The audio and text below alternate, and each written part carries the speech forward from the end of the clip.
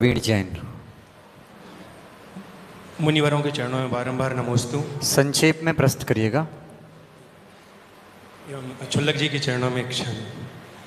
मुनिश्री, मेरी धर्मपत्नी यहीं पर हैं। अभी 17 जुलाई को चक्रवर्ती विवाह भाग्योदय तीर्थ सागर से किया है। गुरुजी, मेरी एक जिज्ञासा है। प्रायः देखने में आता है कि लोग प्री वेडिंग शूट करते हैं, पर हमने म्यूचुअल कंसेंट के अनुसार पोस्ट वेडिंग शूट किया। पोस्ट वेडिंग शूट ऐसा कि चक्रवर्ती विवाह के बाद हमें वैसे भी पंचतीर्थ के लिए जाना था। पंचतीर्थ के दर्शन करने के बाद हम बीनावारा जी पहुँचे और बीनावारा जी पहुंचकर हमने धार्मिक रूप से एक तीर्थ क्षेत्र की प्रभावना के उद्देश्य से वो फोटो शूट कराया। और मेरा आपसे प्रश्न यह है कि प्री वेडिंग छोड़कर अपनी भारतीय संस्कृति में आने के अनुसार प्रभावना के उद्देश्य से क्या ऐसा पोस्ट वेडिंग शूट कराया जा सकता है? बहुत अच्छी बात। देखो, पहली बात तो प्रशंसनीय है कि कम से कम आप बहुत बड़े पाप से बच गए, क्योंकि प्री वेडिंग शूट अकेला नहीं होता, बहुत कुछ होता है, सबको पता है।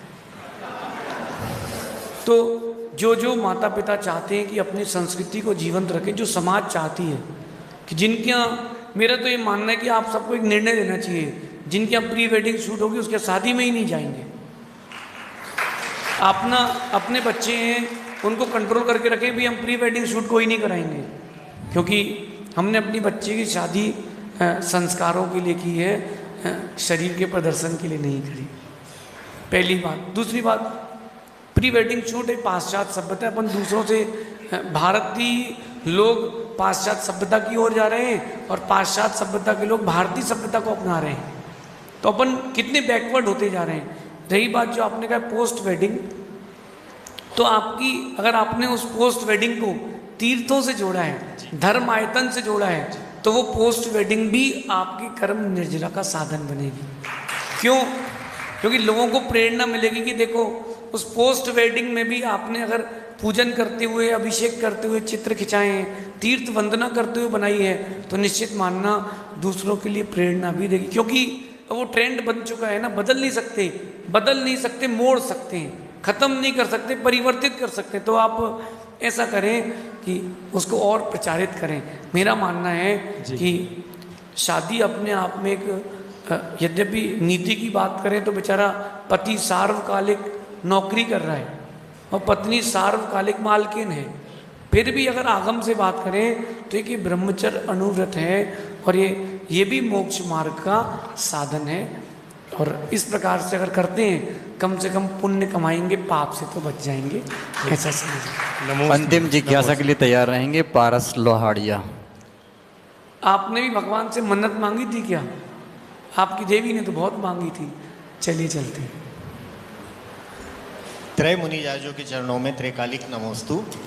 छुल्लक जी के चरणों में इच्छा में। गुरुदेव, भगवान तीर्थंकर बालक का जब जन्म होता है तो माता के पास में शुचि इंद्राणी पहुंच के और माँ को मूर्छित कर देती है और भगवान के प्रथम दर्शन वही करती है। और उसके बाद बालक के जो संपूर्ण बचपन के जितनी भी क्रिया होती हैं उसमें सब देवों का ही रोल रहता है, कपड़े हैं, भोजन है, हर चीज़ को।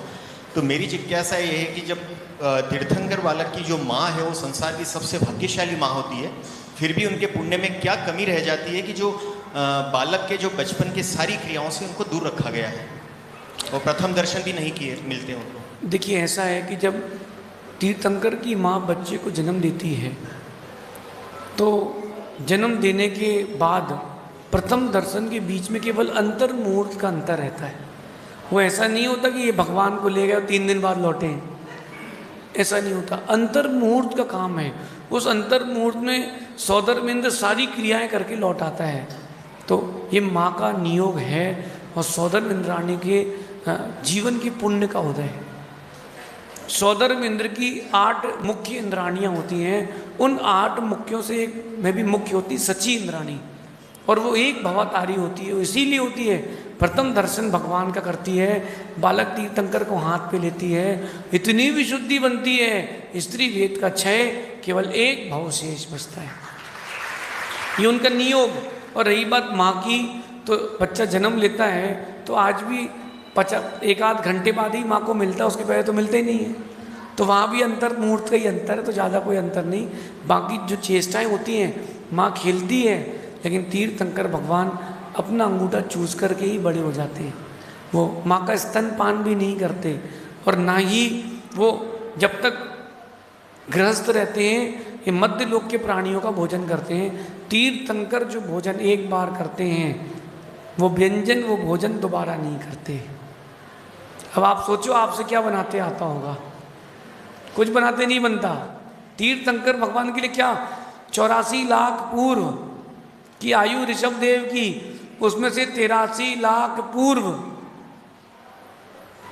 वो गृहस्थ रहे।